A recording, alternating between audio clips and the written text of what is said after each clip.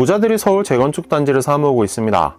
금리 인상 사이클도 거의 끝나는 것처럼 보이고 규제도 풀리니 슬슬 가격이 조정된 매물에 손을 뻗고 있는 것으로 보입니다. 덕분에 요즘에는 초고가 단지들이 거래량도 확 늘고 저점 대비 수억 원씩 가격을 회복하고 있다고 하네요. 좀 자세히 알아봤습니다. 구독과 좋아요, 알림 설정부터 부탁드립니다.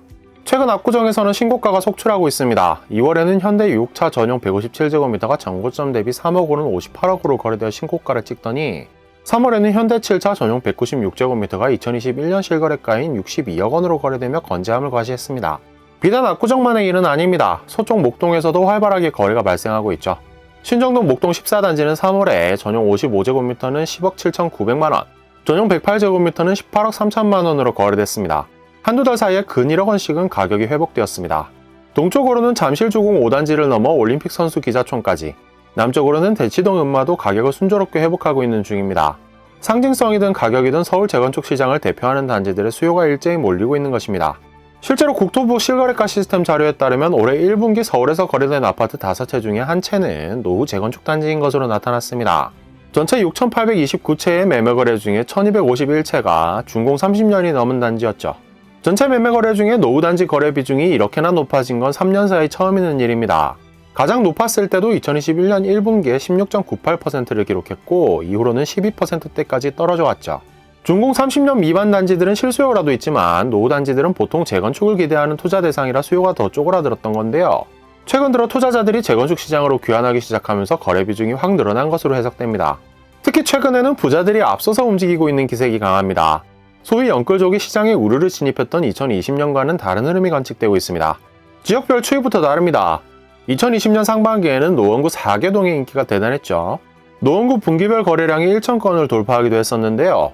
하지만 올해 1분기 들어서는 지난해에 비해 약간 회복하기는 했으나 294건이 거래되는 데 그쳤습니다. 반면 강남과 서초는 2020년 1분기보다 거래량이 늘었습니다. 강남구는 108건에서 172건으로, 서초구는 54건에서 69건으로 늘었죠. 강남 재건축 시장이 2020년 초보다 더 활발하게 돌아가고 있는 것입니다. 이건 강남만의 일도 아닙니다. 가격과 규모 면에서 서울을 대표하는 재건축 단지들은 더 활발하게, 더 비싸게 거래되고 있는 경향도 확인됩니다. KB부동산은 시세를 선도하는 대형단지 50곳을 뽑아 선도 50단지라고 분류하고 지수 변화를 추적하고 있는데요.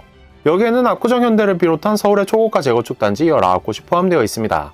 실거래가 시스템 자료에 따르면 이 선도 50 재건축 단지들의 거래량은 올해 1분기 기준 199건으로 이미 2021년 상반기 수준을 회복했습니다. 같은 기간 절반밖에 회복하지 못한 전체 거래량과는 대조적인 모습입니다. 거래 규모도 수직 상승했습니다. 올해 1분기 선도 50 재건축 단지 거래 총액은 4,017억 원으로 2021년 2분기 이래 최고 수치를 기록했습니다. 평균 가격은 20억 원으로 지난해 4분기에 비해 그다지 반등하지 않은 점을 고려하면 급매물들이 다량으로 소화된 것으로 보이네요. 시장에서는 고가 재건축 시장 활황의 직접적 원인으로 규제 완화를 지목하고 있습니다. 금융 규제가 풀리면서 고가 주택에 대한 접근성이 높아진 가운데 재건축 규제도 완화되니 고가 재건축으로 수요가 몰리고 있다는 해석입니다.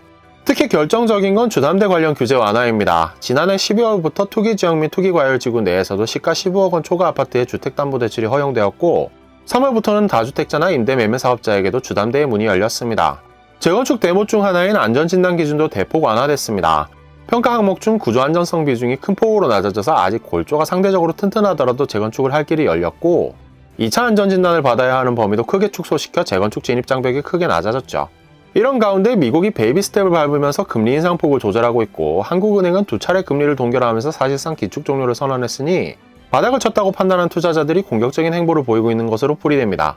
다만 전문가들은 신중할 것을 주문하고 있습니다. NH투자증권에서 공개한 목동 재건축 심층 분석 보고서에서는 투자 수요자든 매도 희망자든 상황을 더 지켜보는 게 좋고 재건축 조합원도 장기적 관점에서 접근하라고 조언했습니다. 사실 조언의 내용이야 어쨌든 특정 재건축 단지의 분석 보고서가 등장하고 이게 대서특필될 정도로 서울 재건축에 대한 시장의 관심이 높다는 건 분명합니다. 서둘러 움직이기 시작한 자산가들의 예상처럼 지금이 바닥인 걸까요? 아직은 알 수 없는 일이네요. 오늘 준비한 이야기는 여기까지입니다. 이야기가 마음에 드셨다면 구독과 좋아요, 알림 설정도 부탁드립니다.